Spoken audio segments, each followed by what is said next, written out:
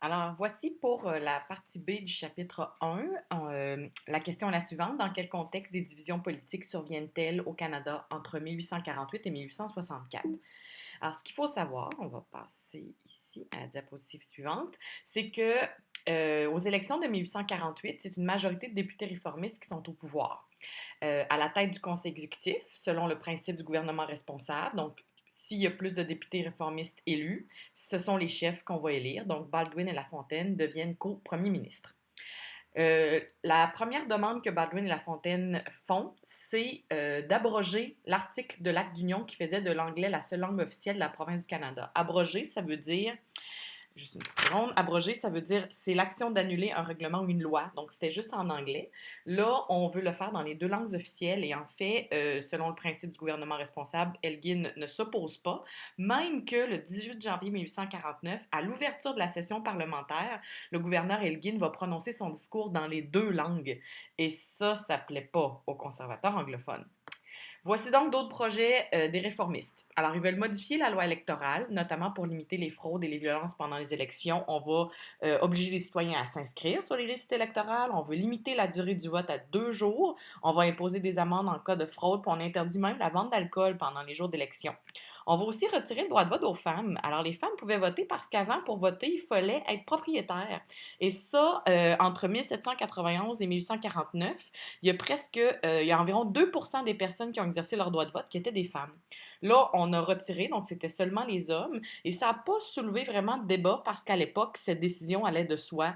Donc, le rôle des hommes est de s'occuper de la vie publique alors que les femmes doivent se consacrer entièrement à la vie privée. Donc, première politique, modification de la loi électorale. On va aussi créer une loi qui réserve 230 000 acres de territoire. Acre, c'est une ancienne unité de mesure. Ça équivaut à 5 200 mètres carrés. Donc, fois 230 000. Donc, c'est beaucoup de territoire qui est réservé aux Premières Nations du Bas-Canada. On crée aussi les réserves indiennes. C'est un territoire qui est réservé seulement aux Premières Nations. Et on va aussi donner une assistance financière de 1000 livres par année si on reste sur les réserves. Toutefois, le système des réserves, c'est contraignant. Donc, les nomades doivent se sédentariser dans les réserves et avoir l'agriculture plutôt que la chasse comme moyen de subsistance. Puis on confie le rôle aux communautés religieuses de gérer les Autochtones sur les terres accordées. Pour la suite des politiques, notamment en éducation, donc depuis 1845, les écoles sont organisées en commissions scolaires confessionnelles. Donc, il y a des écoles catholiques, d'autres protestantes, et ça, c'est avec la pression de l'Église. Les libéraux radicaux veulent un système scolaire financé par l'État. Alors, voici ce que les réformistes font. Et ils veulent quand même améliorer la qualité de l'enseignement et la gestion des établissements. Donc, ils vont créer ce qu'on appelle les bureaux d'examinateurs, l'inspection des écoles aussi. On va créer des écoles pour former les enseignants, puis on va aussi créer le conseil de l'instruction publique pour administrer le réseau scolaire. Et ça, ça ne plaît pas du tout à l'Église, qui, par la suite, elle, va continuer son influence, malgré tout, en fondant plusieurs établissements scolaires pendant les années 1850, dont l'Université Laval. On observe aussi son influence à l'époque dans la littérature qui fait l'éloge de la religion catholique, des traditions canadiennes françaises, de l'agriculture, notamment dans un ouvrage qui est célèbre à l'époque, qui est Les Anciens Canadiens de Philippe Aubert de Gaspé, là, qui est très traditionnel de cette époque-là. Donc, si on poursuit dans les projets de loi présentés par les réformistes, donc il y a eu l'abrogation de la loi qui ne faisait que de l'anglais la langue officielle, il y a eu des lois des lois électorales pour les Amérindiens, il y a eu des lois en éducation, et là, La Fontaine présente un projet de loi pour offrir des indemnités aux victimes des rébellions de 37-38 au Bas-Canada. Il y a eu de gros débats à l'Assemblée. Puis finalement, on vote le versement de 100 000 livres en indemnité parce que justement, il y a des terres qui ont été endommagées au Bas-Canada suite aux rébellions. Il y a des conservateurs anglophones qui, issus de la bourgeoisie d'affaires, qui dénoncent la domination francophone au gouvernement et vont s'opposer.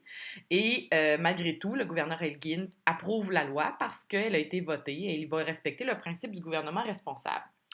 Le soir du 25 avril, plus d'un millier de personnes manifestent. En fait, ce qu'il faut savoir, c'est qu'à sa sortie même du Parlement, le gouverneur Elgin est attaqué par des émeutiers.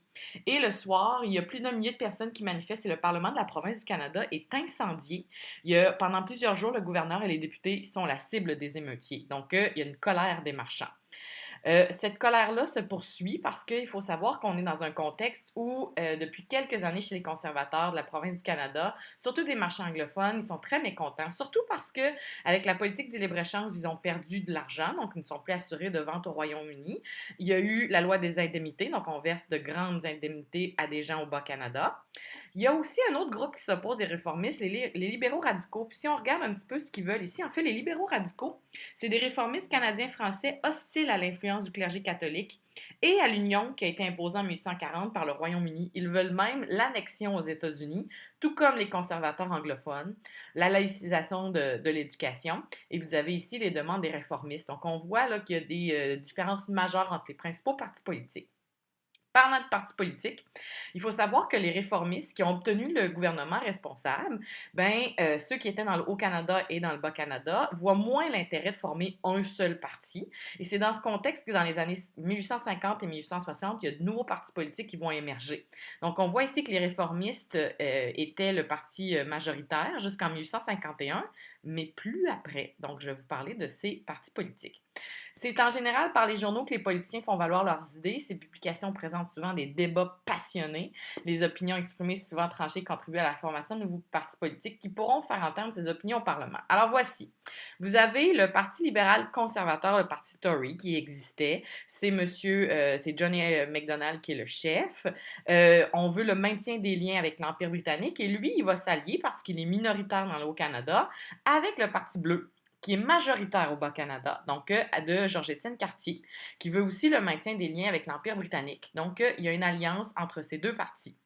Ensuite, vous avez les Clear Grits, qui sont majoritaires au Canada, avec à la tête George Brown, ce sont des réformistes radicaux, qui vont s'allier avec un parti minoritaire au Bas-Canada, le Parti rouge d'Antoine-Aimé Dorion, qui sont des réformistes radicaux également, mais au Bas-Canada. Donc, les partis qui défendent des idées semblables espèrent faire des alliances pour obtenir une majorité de députés au Parlement de la province du Canada.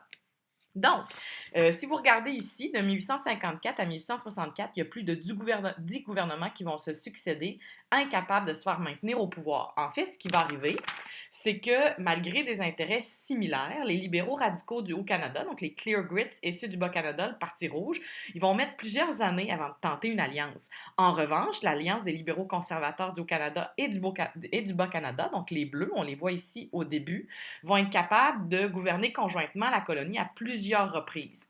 Ensemble, les deux partis détiennent une majorité. Par contre, lors de certains votes à l'Assemblée sur des questions qui nécessitent un fort appui des députés, les libéraux conservateurs ici vont pas toujours réussir à obtenir la double majorité, c'est-à-dire l'appui d'une majorité de députés du Haut-Canada et du Bas-Canada, puis même dans certains cas, ils choisissent de démissionner en vertu du principe du gouvernement responsable. C'est pour ça que les gouvernements ont beaucoup de mal à rester au pouvoir. Il y a même ici un gouvernement qui est resté 48 heures au pouvoir parce qu'il y a un député du Parti bleu qui demande un vote de confiance et une majorité de députés vote contre le gouvernement, ce qui l'oblige à démissionner.